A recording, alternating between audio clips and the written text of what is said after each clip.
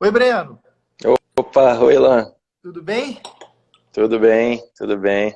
Beleza, deixa eu ajustar aqui o meu tripé, porque Dá uma quando a ajeitada gente, aqui também. quando a gente divide a tela, É, fica para baixo, para cima, né? exatamente. Aí, agora acho que ficou centralizado. Beleza. Bom, Breno, obrigado por aceitar aqui o nosso convite para a gente trocar uma ideia sobre o cenário de renda variável. Pô, Nada. a gente tem esse cuidado e aí o interesse de levar boas informações de bons gestores, dos gestores que nós somos mais próximos, que nós admiramos mais, e a gente quer, além de estar próximo, fazer com que os nossos clientes estejam próximos e conheçam as pessoas que estão por trás dos produtos, né? Eu acho que quando isso acontece, fica um ambiente muito mais construtivo, né? Porque as pessoas deixam de olhar o produto como uma simples linha, né? Se vai bem, se vai mal, enfim. E começa ali a desdobrar isso melhor, né? Entender processos, pessoas, filosofias, enfim. Eu acho que o debate fica muito enriquecido quando a gente faz essas apresentações. Aliás, até entrando nesse mérito, jogo rápido, assim, tô Uhum, aqui tomando esse espaço, mas a ideia é a gente debater uhum. uma experiência bem interessante ao longo dos anos de vida, né, que nós temos, é que os clientes que conhecem os gestores dos fundos são muito mais leais ao produto, né? Então, isso é evidência empírica, né? As pessoas se sentem mais seguras, sabem, porra, o que que o Breno está pensando? Pô, é verdade, pô, o Breno tem razão.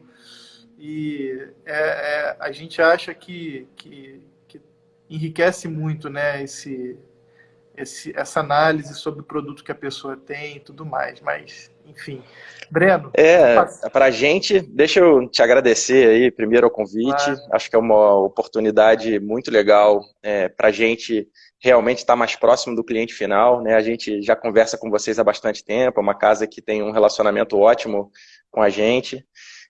Mas realmente eu acho que essa oportunidade de estar falando diretamente, né, para os clientes, para as pessoas físicas, para o pessoal que gosta de ação, Uhum. que quer entender um pouco mais do mercado de ações, eu acho que é uma oportunidade sempre muito legal, né? Eu acho que acaba que é, eu acho que todo problema, né, essa é uma questão clássica, assim, todo problema tem uma solução rápida e simples e Uhum. errada, né? Uhum. O problema Exatamente. complexo tem soluções complexas. E o investimento em bolsa não pode ser tratado como um problema simples, né? Eu acho que Pois é. a tentativa de buscar atalhos que façam com que você, em duas frases, em uma leitura rápida de jornal, ou em assistir a CNN durante meia hora, você chegar à conclusão se é para comprar ou para vender, realmente a chance de você errar é gigantesca, né? Porque tem mais da metade do mercado do outro lado que são profissionais disso, que estão há anos fazendo esse negócio, com equipes robustas, gente pra caramba trabalhando naquilo, para poder, em algum momento, achar que uma ação tá barata ou tá cara, né? Mas assim, depois de anos trabalhando, estudando, analisando cada uma daquelas coisas. Então, Pois acho é. que contar um pouquinho da história, né? Uma conversa que a gente já teve algumas vezes, mas contar essa história de para as pessoas conhecerem um pouquinho de como é que funciona a fábrica de salsicha no dia a dia, né? Como é que esse processo é feito para a gente chegar à decisão se é um bom investimento, não é, em qual momento é a hora de investir, em qual momento a gente acha que as coisas estão um pouco mais caras, é sempre uma oportunidade muito legal. A gente tem investido cada vez mais tempo nisso e parcerias como a que a gente tem com vocês, para a gente são muito valiosas para tentar levar essa mensagem para o cliente final e para deixar que eles realmente entendam um pouquinho mais do que a gente faz no dia a dia. Legal, legal. Isso que você falou, eu costumo pontuar como uma concorrência desleal, porque é o sujeito, sem levar em consideração a área de especialidade dele, mas é aquele sujeito que lê o jornal, que dá uma olhada numa notícia uma hora ou outra, mas que no fim do dia dedica meia hora a isso. contra uma equipe de algumas pessoas inteiramente dedicada a acompanhar que, pô, vai além da assimetria de tempo, né? Vamos falar aqui de 10, 12 ou mais horas por dia, de 10, 15 pessoas, ou seja, você já faz uma multiplicação aí e confronta com a meia hora de determinado indivíduo, ou seja, só a dedicação de tempo ela já é uma concorrência desleal. Segundo, a questão da especialidade, né? Tem muitas pessoas que as áreas de especialidade são outras, né? E por mais que possa aí ter uma determinada ideia, operar ações é como se você estivesse comprando um remédio tarja preta, né? Precisa do acompanhamento de um especialista. E, em terceiro lugar, eu também pontuo a questão do acesso à informação, né? Pô, vocês trocam ideias com fornecedores, com clientes, pô, circulam todos os stakeholders do negócio, enquanto, pô, aquele sujeito está só na notícia do jornal, né? Então, é bacana a gente tocar nesse tema, porque, de fato, se a gente quer ter os melhores, digamos, os melhores cavalos em cada classe de ativos, em cada... Pô, por que não maximizar as tuas possibilidades de dar certo escolhendo os melhores, né? Mas, Breno, vamos contextualizar. Fala um pouquinho para a gente, por mais que eu já conheça, mas eu acho que para quem está aqui nos ouvindo, para quem vai nos ouvir, porque esse vídeo também ele fica gravado, vai subir no nosso YouTube depois, contextualiza um pouco para a gente sobre a Estúdio, sobre alguns números, quantos anos de história. Acho que desdobrar um pouco de pessoas, processos, filosofia, mas de uma maneira bem breve. Vamos lá. Bom, vamos lá. A Estúdio fez 10 anos no finalzinho do ano passado, né? Então a Estúdio diretamente já tem 10 anos gerindo fundo de ação. O time já tem mais experiência do que isso, né? Eu sou o co-gestor do fundo junto com a Beatriz Fortunato. A gente trabalha junto, a gente estudou junto na faculdade e a gente trabalha junto há 20 anos. Ela entrou no Opportunity um pouquinho antes de mim, eu trabalhei com ela no Opportunity, depois eu fui fazer Private Equity, ela foi para a Arx, para a RX, e aí ficou por lá uns 5 anos, eu me juntei a ela na Arx e a gente saiu para fundar a Estúdio em 2009. Então, além da gente, a gente tem um sócio fundador também, que é o Pedro Sauer, que está com a gente desde o princípio, que é responsável por toda a parte não gestão, então deixa a gente tranquilo para se dedicar a isso. E a gente já tem outros 2 sócios que fazem parte do comitê de gestão, que também já estão com a gente há bastante tempo, mas começaram a fazer análise de empresa lá na Estúdio, nesses 10 anos que a gente está, que são o Rodrigo e o Bernardo, que hoje já são super ativos no processo de análise e na formação da carteira. Além disso, o time como um todo hoje está perto de 15 pessoas, tá, dos quais 11 são dedicados à gestão do fundo de ação, e os outros são dedicados às atividades mais de apoio ao fundo, incluindo comercial e gerencial, né? Tem muita coisa mais secundária que é terceirizada.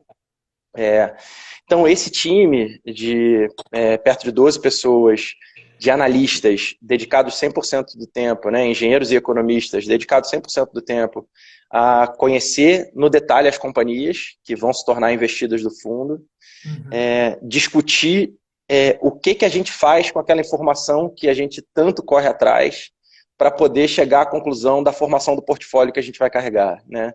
Acho que uma característica muito bacana que a gente preza, foi um dos grandes motivadores. Mal. Recebi uma ligação aí. Foi mal. Não, sem problema. Mas que foi um dos grandes motivadores da gente sair para formar a Estúdio no passado, é que a gente gosta muito do foco. Então, a gente gosta muito de estar 100% dedicado, a empresa inteira, esse time inteiro, dedicado, né, em uma única estratégia de investimento. A gente escuta muito casas que são focadas em ações ou dedicadas a ações, que dentro da casa tem diversas estratégias. Então, vai ter lá o long bias, long only, o equity hedge, o long short, né? É uma sopa você vai juntando um monte de letrinha para poder ir formando um monte de estratégia diferente. Mas a gente realmente acha que você ter todo mundo dedicado a, em 100% dos dias, né, em todos os momentos, você ter as suas melhores ideias alocadas naquele fundo, na proporção que você acha que responsável, né, você carregar no fundo, faz muita diferença, tá? Então, se você tem assim, vamos pensar umas casas super tradicionais de equity, mas que tem um fundo de dividendos, um fundo de valor e um fundo de gestão ativa, de gestão mais passiva, alguma coisa nesse sentido. A gente vai ter alguns momentos, né? A gente vai ver em alguns momentos o fundo com um pouco menos de alocação em equity, então com um pouco mais de caixa. Vai ver outros momentos com bem pouco caixa. Vai ver alguns momentos com empresas mais sensíveis à retomada da atividade, um pouco menores, com algum endividamento. Vai ter outros momentos que o fundo vai estar muito carregado com negócios mais resilientes, com uma capacidade de resistir e de aguentar o ambiente macro mais adverso, né? Então isso, ao longo dos últimos 10 anos é bacana, né? Desde que a estúdio está formada e que a gente está tocando fundo, que você consegue ver isso com muita clareza, sabe? Assim, você passou uns momentos do governo, assim, você pegou 2009, 10 e 11 ali, que era um período meio de retomada da crise de 2008, em que o país ainda andava bem, voltamos a crescer num ritmo mais forte, fundo bem alocado, né, a performance da bolsa foi boa, o fundo foi bem e tal. 2014, 2013, 14, 15, já um período final de primeiro mandato da Dilma, reeleição, 2015 foi um ano muito ruim, né? A gente com uma dinâmica diferente, com mais caixa no fundo, com proteções, com empresas mais resilientes, com uma preocupação muito grande na preservação de capital naquele momento, né, naquela passagem ali. E como a gente tem muito essa preocupação de você estar compondo o retorno ao longo do tempo, né, essa capacidade de você carregar posições com muita responsabilidade, com muita preocupação em preservação de capital, dificilmente você vai olhar o fundo, principalmente em momentos de alta da bolsa mais acentuada, e a gente vai ser o primeiro colocado do ranking, entendeu? Então, se você entrar lá na plataforma, listar o fundo pelo ranking de rentabilidade, dificilmente você vai ver a estúdio na cabeça da rentabilidade do ano, porque a gente não toma risco para isso. Assim, eu não tenho a menor dúvida, essa é uma coisa que eu tenho repetido algumas vezes durante essa crise, que hoje você vê os gestores que tiveram mais destaque nos últimos 10 anos, nos últimos 5 anos, ou até nesse período mais curto da crise, e tem visto muitas conversas ao vivo, lives, eventos que são realizados com esses gestores, e está todo mundo falando muito de responsabilidade, de empresa resiliente, da empresa que vai sobreviver à crise, da capacidade de atravessar esse momento, né, de não estar alavancado. Legal.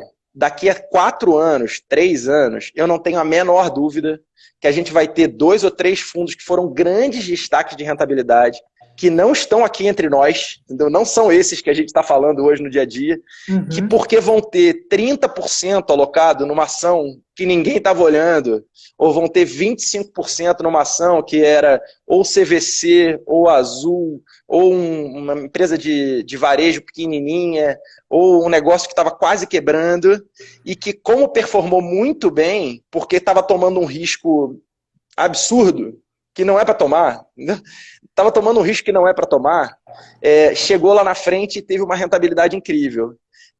Mas rentabilidade com risco excessivo não é uma boa oportunidade de investimento. Essa não é uma boa. Isso está disponível a qualquer momento. Assim. Em todos os momentos você pode chegar na lotérica e comprar um bilhete de loteria. Né? Você tem uma chance em 1 milhão de ganhar. Ou mais, né? Ou até em mais. Mas uma hora você ganha. Né? Uma hora você ganha. Quer dizer, uma hora alguém ganha. Você não ganha nunca. Mas uma hora, né, até estatisticamente, alguém ganha. E aí vai dizer que é um puta do investimento comprar um bilhete de loteria, entendeu? Que é uma grande besteira. Isso que você está falando, eu certa vez ouvi uma definição sobre isso, que eu passei a usá-la depois. É fazer roleta russa com dinheiro alheio. É fazer É isso aí. É você se colocar como um play de alfa, mas ao mesmo tempo você está fazendo um play de beta alavancado. É isso aí. Enquanto está tudo bem, ótimo, né? Mas quando o mercado vira, que a gente nota que normalmente quem está ali a 180 na estrada, né, pode passar por uma curva, pode passar por outra, mas normalmente não passa por muitas, né? É isso aí. No final, o cara que anda a 180 na estrada, 50% das vezes vai chegar mais rápido que todo mundo. Aham. Até o dia que ele bater no poste. Mas exatamente. Né? Até o Exatamente. dia que ele bater no poste, assim. Se você andar a 90, você vai chegar no seu destino Exato. 99,99% das Exato, vezes e com exato. segurança. Se você andar a 180, você vai chegar mais rápido 50% das vezes. Exato.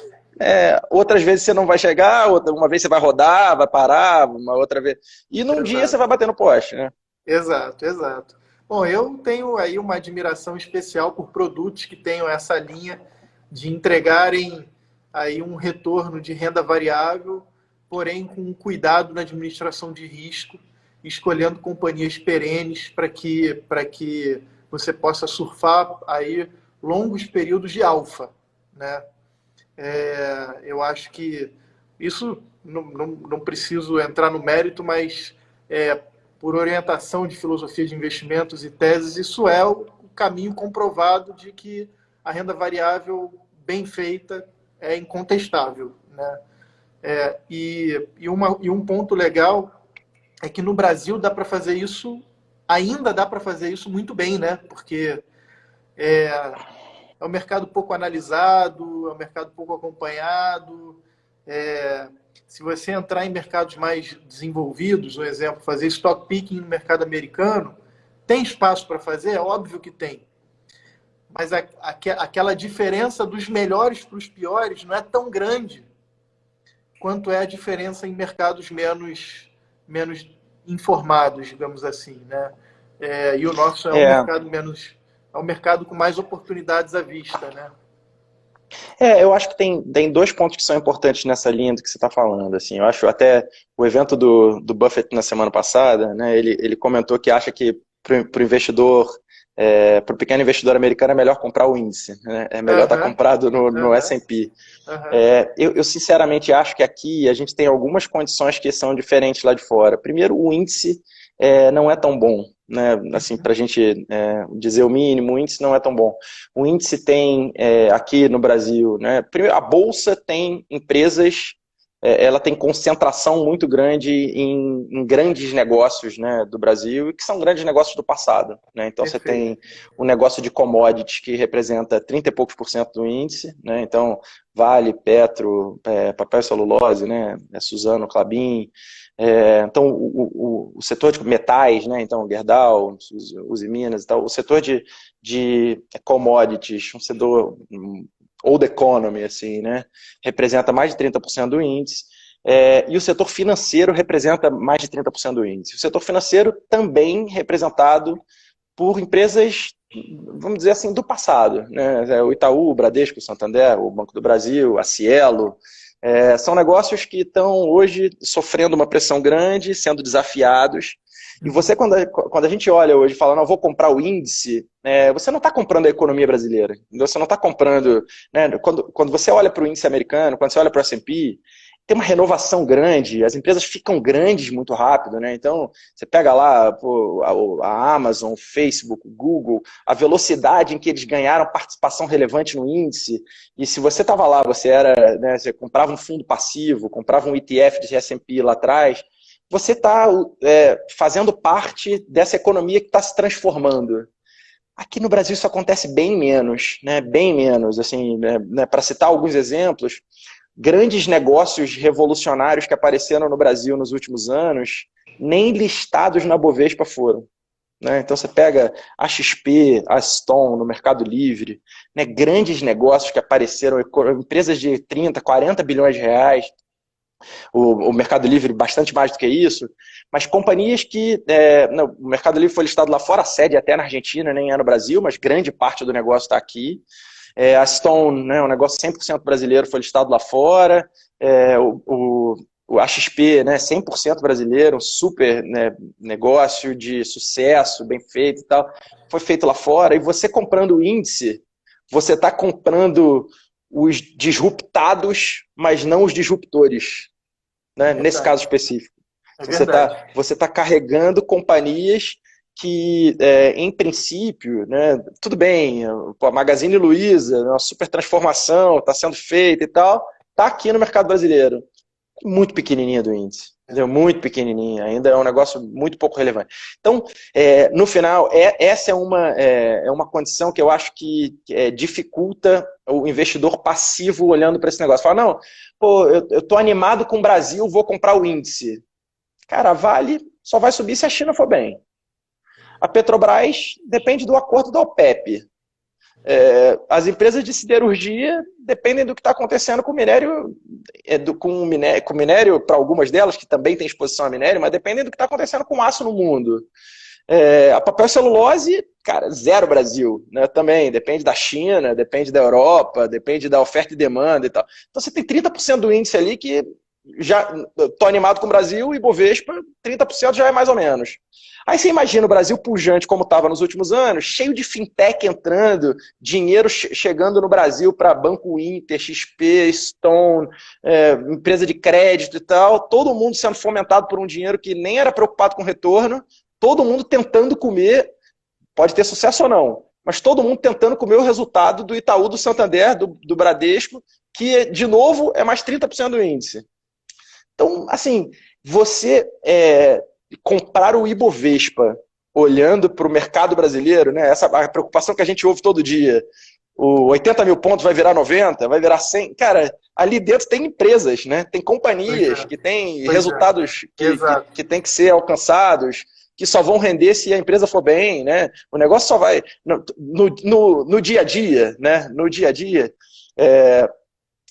o Buffett fala isso, né, o Munger repete muito esse negócio, que no mercado de um dia, é uma máquina de votação. Assim, você vai subir, vai cair, vai subir, vai cair, vai subir, vai cair.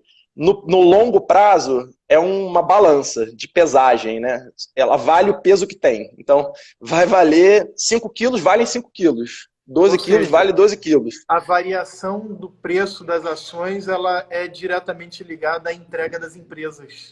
Né? Sem dúvida nenhuma. Mas isso, Ilan, isso assim é ponto, mas é ponto no longo prazo, né? A gente tem que olhar. Amanhã, se o Bolsonaro for para a televisão e disser que o Paulo Guedes só fala besteira e mandar ele para casa, a bolsa vai cair uma enormidade. Não interessa o resultado da Renner, o lucro do Itaú, o dividendo da Vale, não interessa. Ela vai cair um monte.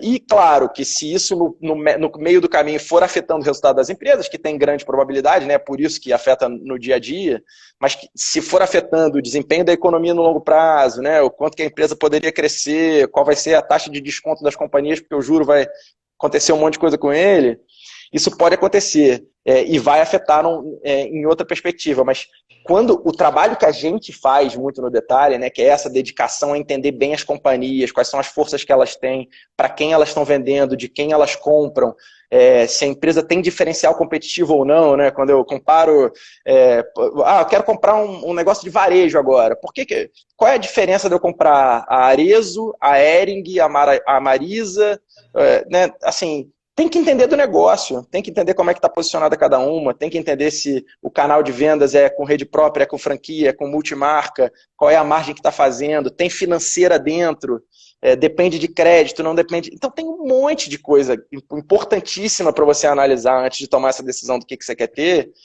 mas só para fechar, né, aquela conversa que a gente estava tendo do investimento passivo, do investimento...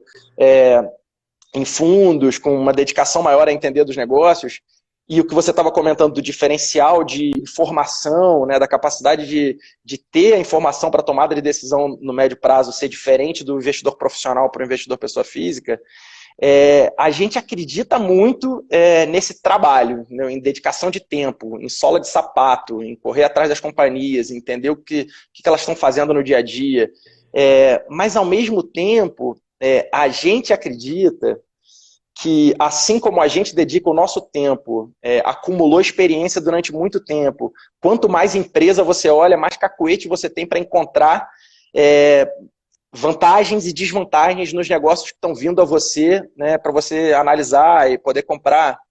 Tem outras coisas que a gente entende claramente que não é nosso diferencial. E que não adianta eu ficar lendo jornal todo dia sobre a discussão do Bolsonaro com o Rodrigo Maia e com o que está acontecendo, que eu não vou acertar se eles vão se dar certo, se eles vão se entender ou se não vão. É outra, assim, não faz parte do nosso jogo, não é o que eu sei fazer, não é o que a gente sabe e gosta de fazer na estúdio.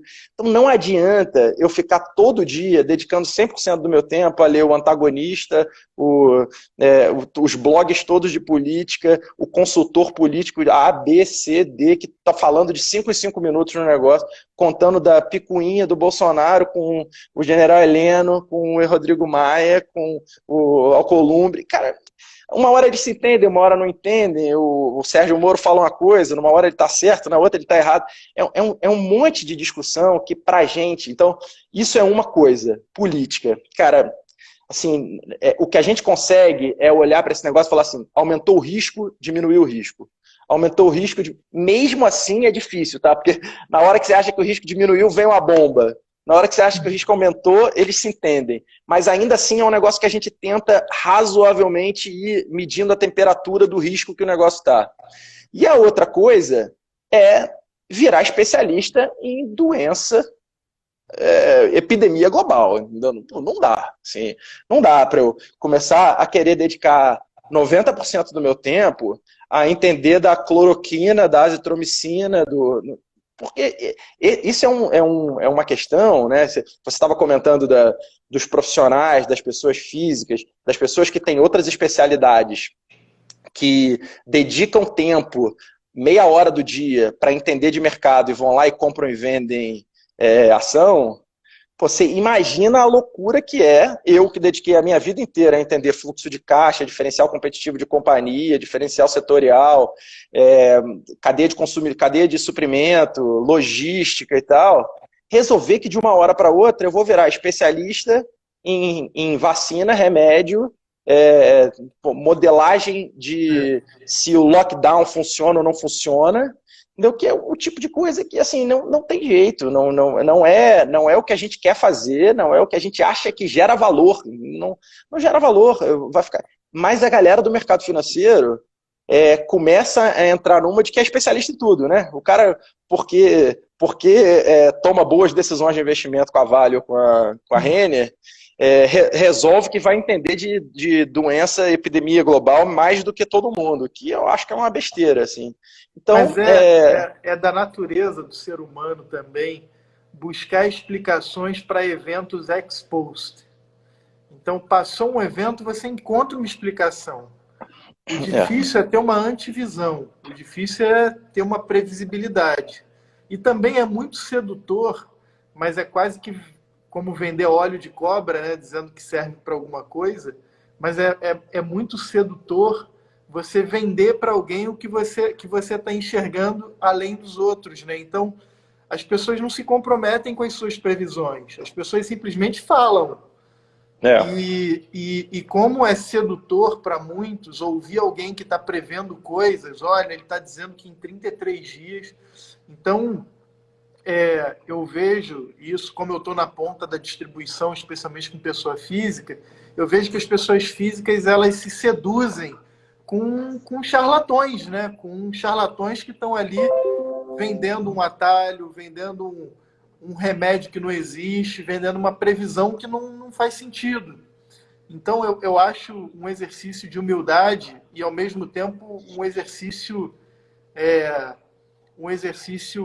eficaz, partir do princípio que você trabalha. Qual é a tua premissa? A tua premissa está clara que os resultados da empresa, que a cotação de uma ação converge com a entrega da empresa.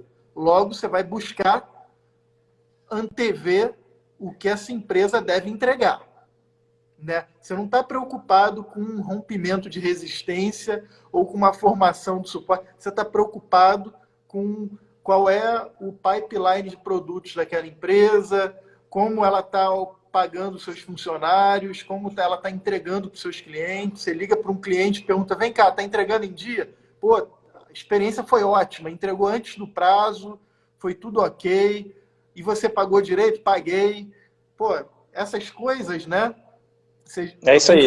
Eu tenho certeza que vocês vão captando com muita experiência, muitas distorções até no ar. A empresa falou que está É. vendendo tudo redondo. Pô, liga para um cliente, o cliente fala que está atrasado 3 meses. Pô, o que está acontecendo? Alguma coisa errada vai acontecer. Então, eu acho Sabe o que é que... legal, Ilan? Eu acho que até para tangibilizar um pouquinho dessa história que eu estava comentando, de como é que a gente navega num ambiente de tanta incerteza sem se propor a fazer previsão dessas coisas, né? Porque, Aham, assim, é muito legal eu falar, olha, eu não me proponho a fazer previsão política. aham. Legal. Eu não me proponho a fazer previsão do vírus. Tudo bem. Aí o cara tá do outro lado e fala assim, amigão, você faz o quê então, né? Pô, a gente está no meio de um ambiente que o que é importante é o que vai acontecer na política do lado doméstico e o que vai acontecer com o desenvolvimento do vírus e de contaminação e quando é que acaba o lockdown, né? Tem um monte de coisa. Como é que você faz, né, no meio desse ambiente louco que a gente está vivendo, fica ali fazendo continha na sua planilha de o que vai acontecer com a empresa e faz as suas apostas com base nisso?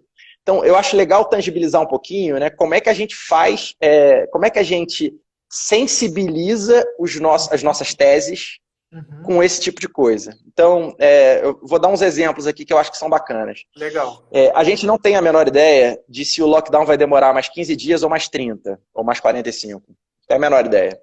Acho que depende de uma evolução do que está acontecendo com a doença, que parecia que vinha num ritmo mais calmo, acelerou agora, né? E estou falando de ambiente doméstico exclusivamente nesse Uhum. momento. Uhum.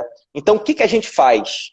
A gente pega as companhias e sensibiliza para essa situação. Então, eu estou olhando aqui quanto os shopping centers pedem de receita com relação ao market cap, se ficarem 30 dias fechados, para cada dia a mais, o que acontece com a taxa de retorno que eu estou vendo para o negócio, o que tem de implicação esses dias a mais, né? Porque não é simplesmente eu tirar da receita 35 dias. Se eu tirar 35, 40, 50 dias, quanto mais eu alongo esse processo, mais eu fragilizo as lojas que são os clientes do shopping, né? As Uhum. lojas que estão lá hoje pagando aluguel, pagando condomínio.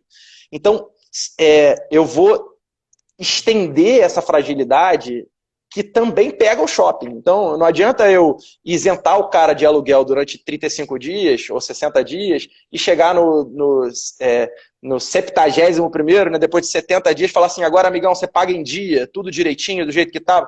Depende do ritmo que a venda vai voltar, o cara estava Claro. estocado ou não estava, né, nível de capital de giro, a dificuldade que ele teve. Então, tem um monte de coisa no meio.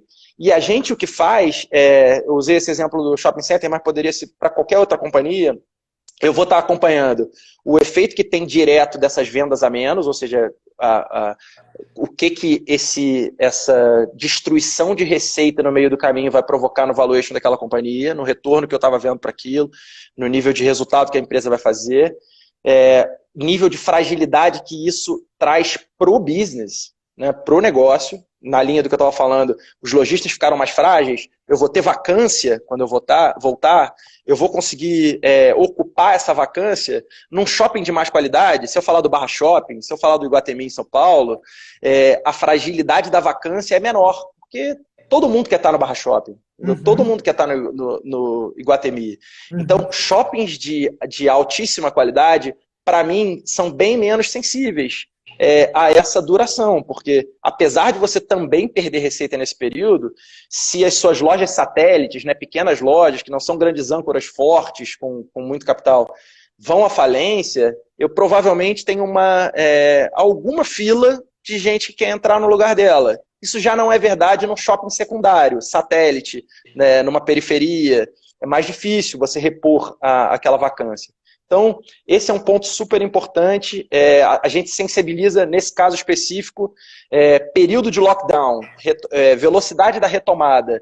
Eu tenho muita dificuldade de fazer uma previsão de como isso vai acontecer, mas eu tenho uma vantagem, e aí na linha do que você estava falando, por ter muito contato com a companhia, por conhecer elas muito bem internamente, por analisar o balanço com um escrutínio muito grande, eu sei a alavancagem da empresa, o tamanho do endividamento, o tempo que ela vai aguentar sem receita, como é que ela volta, qual é a força daquele ativo, né, de um ativo como um shopping center de qualidade no Iguatemi, de uns coffee shop. Então, quando você olha, os shopping centers estão com tanto de retorno.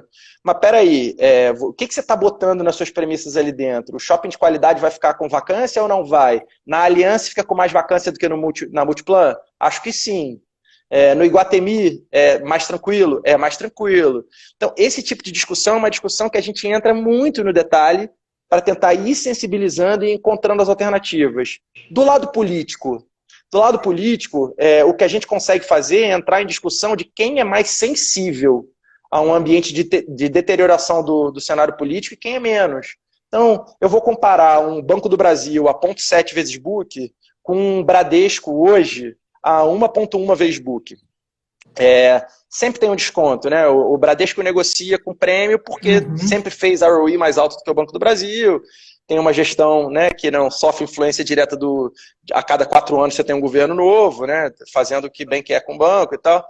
Mas eu não acho que 0,7 vezes book para o Banco do Brasil é caro, pelo contrário, eu acho que é super barato. Esse foi o nível de valuation que o banco foi negociar no pior momento do governo Dilma, tá? Ali, final de 2015, início de 2016, antes do impeachment, era o nível de valuation que o banco estava negociando, perto de 0,7, 0,6 vezes book.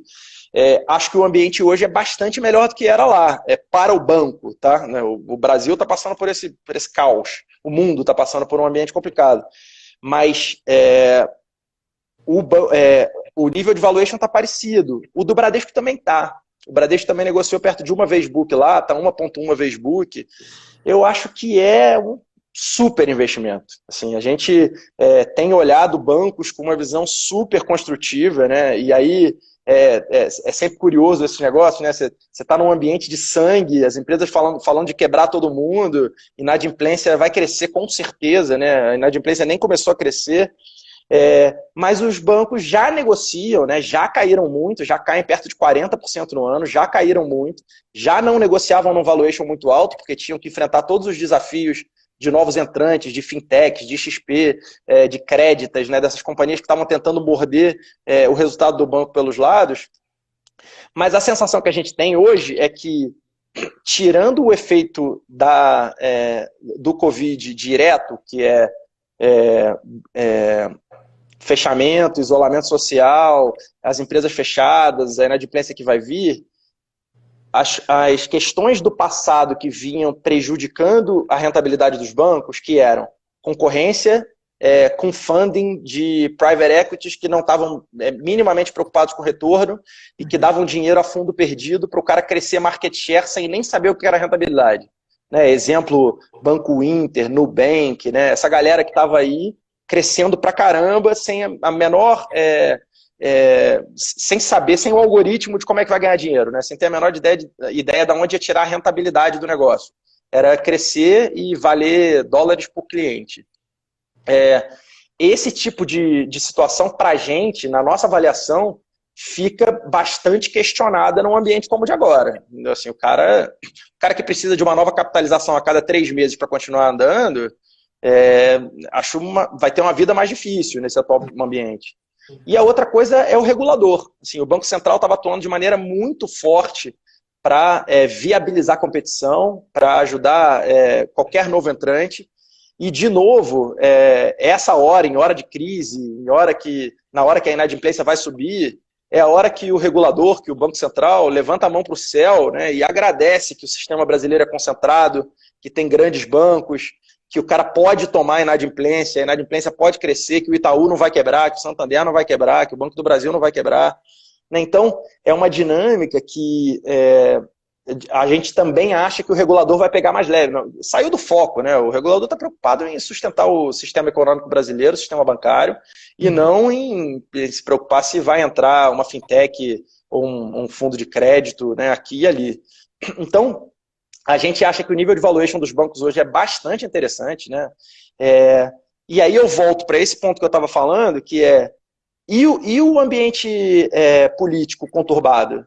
Cara, o ambiente político conturbado, o que a gente optou por fazer no meio dessa crescente de confusão dentro do executivo, saída do Sérgio Moro, a inclinada do Bolsonaro em direção ao centro, né, que é sempre bem menos fiscalista do que o executivo, né? Então, a turma que gosta de gastar e tal.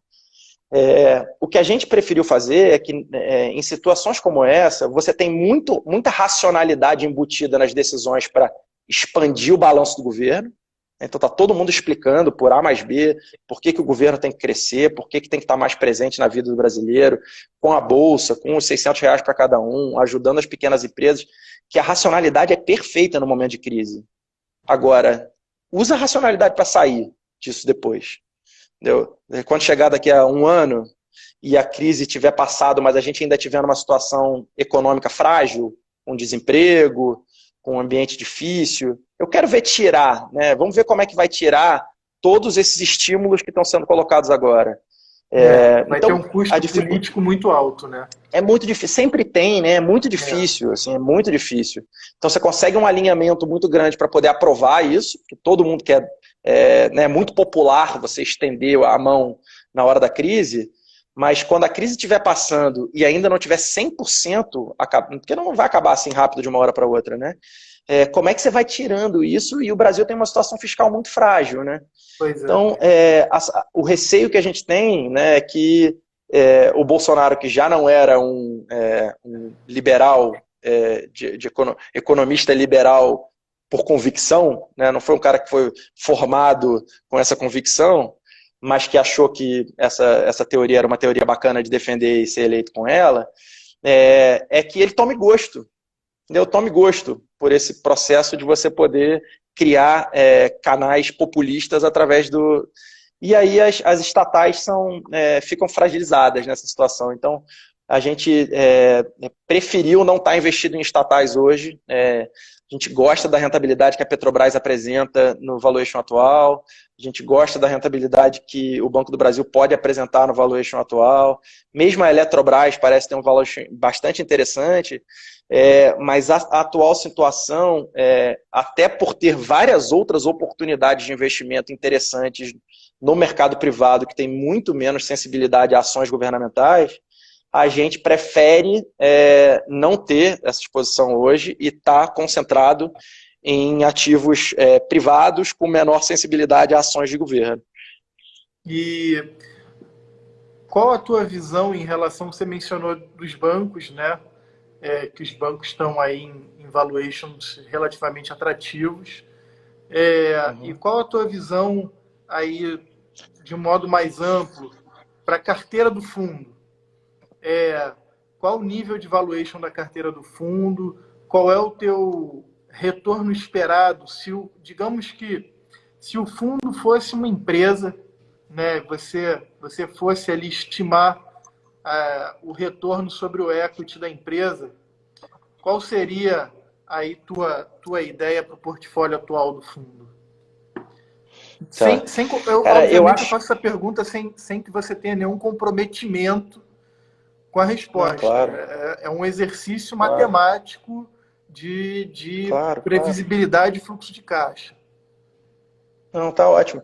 A gente tem, assim, acho que nos diferentes setores, nas diferentes companhias, a gente acaba preferindo, né, dando preferência para algumas medidas de valuation. Tem algumas que essa resposta é bem fácil, tá? Assim, utilities, assim, ou shopping center, que são companhias que você consegue, apesar desse ambiente, né, agora conjunturalmente muito incerto, você consegue ter uma previsibilidade bastante boa de fluxo de caixa das companhias, né? Então, o shopping center tem lá as linhas de receita dele, você consegue fazer uma avaliação com bastante precisão para aquilo no tempo. E as utilities, né, as empresas de distribuição de energia elétrica, transmissão de energia elétrica, também tem uma capacidade de previsão das linhas de receita muito, muito boa. Então, hoje, a gente pode dizer que está vendo, nesses dois ativos, tá, os shoppings até nos dois ativos, perto de 9% de TIR real, então, ou seja, acima da inflação, para ativos com duration longa, né? Então, a gente está falando, se você comparar com a NTN, né, com uma NTN 2045, sei lá, que seria uma duration mais longa, ainda assim o nível de retorno é muito bom. Assim, é um excesso de retorno para os ativos de renda fixa muito interessante, né? A gente está falando de uma previsão de inflação de perto de 4%, se você olhar na curva ao longo do tempo, né? Com mais 9%, né? Então a gente está falando de perto de 13%, com uma Selic super baixa e com títulos de renda fixa com nível baixo de retorno. Então, mas assim, a gente acha que se você caminhar para TIRs, né, para taxa interna de retorno mais normalizadas, saindo desse ambiente tão incerto como a gente está hoje, isso tem um upside bastante grande pela duration, né? Como a duration é muito grande, a gente está falando de valorizações do ativo muito expressivas. Para outros ativos... Se você pega, por exemplo, uma duration de 10 anos ou de 15 anos, é porque tem fluxos intermediários, né, no caminho. Sim. Você pega uma duration dessa e diminui a TIR de 9 para 8, por natureza já é um upside de 10, 15%. Né? É isso aí.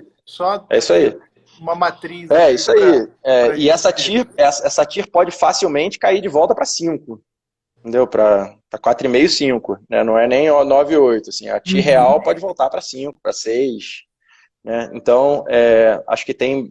E isso com premissas bastante conservadoras hoje, porque você já não bota mais muito crescimento no negócio. Assim. Então, entendi. Legal. Acho que tem essas... Mas essas são posições específicas que é mais fácil de eu falar de retorno direto. Claro. Outras, assim, se você falar de...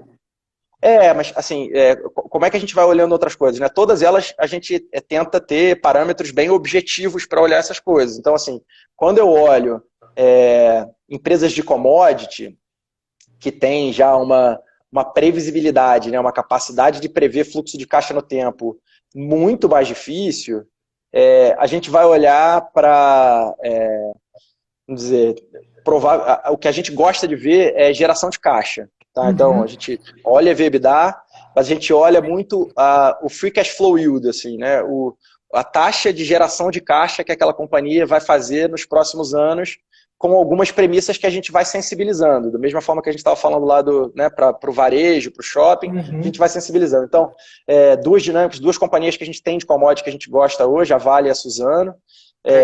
A Vale, hoje o minério está perto de $85 a tonelada. A gente, para o ano que vem, reduz esse nível de $85 para perto de 60. Essa é uma commodity que teve uma dinâmica curiosa, né, durante esse período de crise todo. Ela praticamente não caiu, o minério de ferro praticamente não caiu. Existe, além da China ser muito relevante para o consumo de minério hoje, existe uma expectativa de que com a desaceleração da economia chinesa, pacotes de investimento em infraestrutura sejam lançados lá, né? Como foram em todas as vezes que a economia apresentou alguma desaceleração. E quando isso acontece, como a China representa perto de 50% da demanda mundial de minério, isso é muito representativo para o que acontece com a demanda. E você ainda está tendo algumas surpresas mais negativas do lado da oferta de minério. Tá? A Vale tem uma capacidade para retornar depois do acidente. Esse ano ainda está um pouco mais lenta a retomada de produção do que do ano passado. Né? A gente está usando perto de 300 milhões de toneladas de produção para esse ano. A empresa fala entre 310, 320.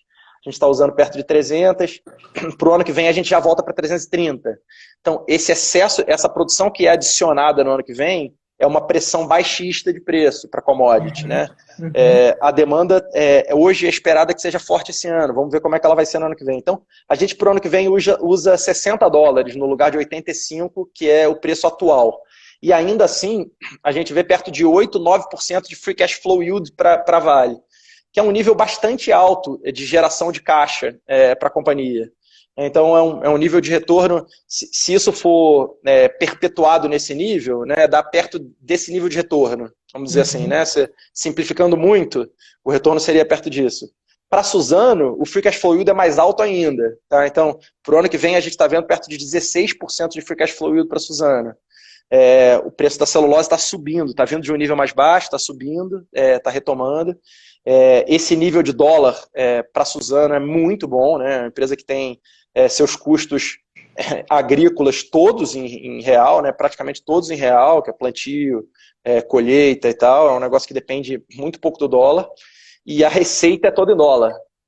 né? Então você tem uma dinâmica de alavancagem a essa moeda, a desvalorização da moeda que apareceu, que é bastante interessante. Um player líder no setor de celulose, a gente gosta bastante da oportunidade e ela hoje está com perto de 16% de free cash flow yield 2021, tá? É o número que a gente tem olhado. Essa dinâmica de commodity é muito bacana, porque assim como eu tinha comentado inicialmente como índice, né, tem commodities pra caramba, quando você está animado com a economia brasileira, não adianta comprar o índice, porque tem muita coisa ali dentro que não é exatamente isso. Quando você não está tão animado com a retomada da economia, ou com o ambiente político, ou com o que está acontecendo aqui, é legal você ter essas oportunidades de comprar um negócio que é menos dependente do desempenho da economia local, mas que também sofreu, sabe? Que as ações também, as duas, né, são exemplos de ações que sofreram muito menos do que a Bolsa. A Suzano hoje está até subindo um pouquinho no ano, quando você olha no acumulado. Mas ela depende muito do dólar, né? Assim, então, se o dólar andou pra caramba, para ela é muito benéfico. A Vale ainda cai um pouquinho, mas também é uma dinâmica interessante. É uma empresa que está com muito desconto para os seus pares globais, né? Para BHP, para Rio Tinto, por estar no Brasil, por estar envolvido em todo esse processo daqui e pelos riscos que a empresa mesmo apresentou com os seus acidentes, a confusão que foi, né, e tal, os eventos, acabou gerando um nível de desconto para as empresas internacionais bastante grande. Mas acho que a retomada da produção, essas coisas voltando, a gente acha que esse desconto vai reduzindo também e a oportunidade de investimento é muito boa. Então, esse é um caso que o retorno é menos objetivo, assim, é um negócio mais difícil de dizer quanto tem de TIR ou de upside, mas é um nível de retorno que a gente acha que tem um suporte muito bom, sabe? Assim, tem uma dinâmica, acho que é mais normal a Suzano negociar com 6, 7% de free cash flow yield do que 16% de free cash flow yield. 16 é um nível muito alto de free cash flow yield para uma empresa. Deixa eu reformular essa pergunta, então. Quando vocês escreveram a carta referente ao ano de 2019, vocês deixaram ali bastante explícito um determinado cuidado com o nível de valuation das companhias naquele momento. E aí nós tivemos um meteoro no mundo, né? E de dezembro para cá muita coisa aconteceu. Apesar de serem poucos meses, muita coisa aconteceu. Qual a tua percepção em relação aos níveis de valuation atuais? Hoje você mudou a tua opinião? Sem dúvida. E Breno, uma coisa que a gente tem que falar meio rápido, a live cai em 1 hora e não dá nem avisa, ela simplesmente cai. E o papo bom vai embora, né? Mas, a gente, até para cumprir o horário também, para cumprir aí com a turma, a gente tem mais 5 minutos de conversa. Então, a gente, essa deve ser a última pergunta, não deve passar... Deve passar dessa, qualquer coisa a gente faz outras lives aí, porque o papo vai embora, né? E eu já aproveito para enganchar aqui, quase que me despedindo. Pessoal, qualquer dúvida, eu vi que tivemos algumas dúvidas aqui, a gente respondeu algumas dessas dúvidas ao longo do nosso papo, como empresas, como setores e tal, que foi aqui um papo bastante fluido, sem pauta, na verdade, né? A gente foi falando. A gente até alinhou um pouquinho antes do que a gente podia falar, mas no final foi um papo assim, bem fluido mesmo. Então, antes da gente terminar, vamos entrar nesse nível aí diria do teu humor em relação ao nível de preços atuais, porque eu achei uma carta muito sincera. Eu valorizo muito os gestores que falam, e especialmente aqueles que não têm papas na língua. Falam com o gestor de ações, o único produto da casa é ações, e o cara levanta a mão e fala, o nível de preços atuais não está maravilhoso, prestem atenção. Vamos ser muito seletivo aqui, vamos escolher boas empresas. Que você acha agora?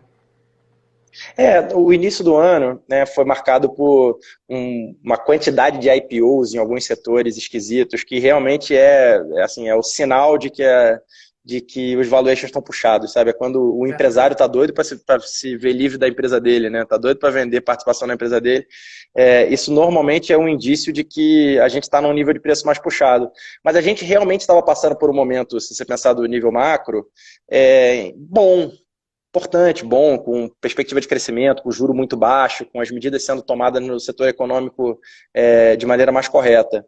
Então, acho que o cenário era legal com valuations ruins. Agora o cenário é super complicado com valuations incríveis. Assim, as empresas estão muito baratas, muito baratas. Então, assim, em diversos setores, para qualquer lugar que você olha, os níveis estão muito baratos. A nossa ideia não é tomar risco demais, não é ir buscar aquela super barata que vai multiplicar por 10, mas até por toda a incerteza do cenário. Mas a gente acha que hoje, assim, para qualquer setor que você olhar, grandes empresas, grandes negócios, a Natura, o Bradesco, o Itaú, a Vale, a Suzano, o Mercado Livre, assim, tem assim, muita coisa com preço bastante interessante. E a gente acha que agora é hora assim, para quem tem estômago, para quem acha que dá para carregar investimento por 2 anos, né, sem se preocupar se o lockdown acaba em 30 dias ou 60, a gente acha que é uma super oportunidade para estar alocado. Legal, legal. Muito bacana terminar o nosso papo com essa tua impressão. Acho, particularmente, eu concordo, né? Evidentemente, em alguns momentos a gente pode até discordar no assunto, não que nesse nosso papo eu tenha alguma discordância, muito pelo contrário. Mas muitas vezes a gente acaba tendo, né? Conversando com gestores e tal. E sou completamente aí entusiasta e partidário da tua opinião. Acho que a gente tem alguns momentos ali, são raros momentos que acontecem, sei lá, a cada década, né? A cada 10, a cada 15 anos, de valuations extremamente depreciados em função de crise financeira mesmo, né? Necessidade de resgates e é aquele momento que você consegue ter um descasamento muito grande entre o valor dos ativos e o preço deles, né? E é muito bom ouvir que esse é um momento que a gente está vivendo, que pode ser uma janela como essas, né? Uma janela de descasamento grande entre preço e valor. Pô, Breno, muito obrigado pelo papo. Pô, acho que a gente vai ter que marcar outra, hein, cara? O papo fica à vontade, vamos lá, eu estou à disposição. Beleza, beleza, muito bom. Pessoal, obrigado. Se alguma dúvida não foi respondida, por favor, encaminha ela por mensagem para o nosso perfil da BRA. Se for dúvida que a gente possa responder, a gente vai responder rapidinho. Se for alguma dúvida para o pessoal da estúdio, eu passo para o Breno, passo para o Rafa, que é nosso super parceiro que trabalha na estúdio. E qualquer dúvida, qualquer coisa, imagino também que as respostas virão rápido. Então, por favor, não deixem dúvidas a esclarecer. Passem-as. Beleza? Breno, mais uma vez, muito obrigado pelo papo.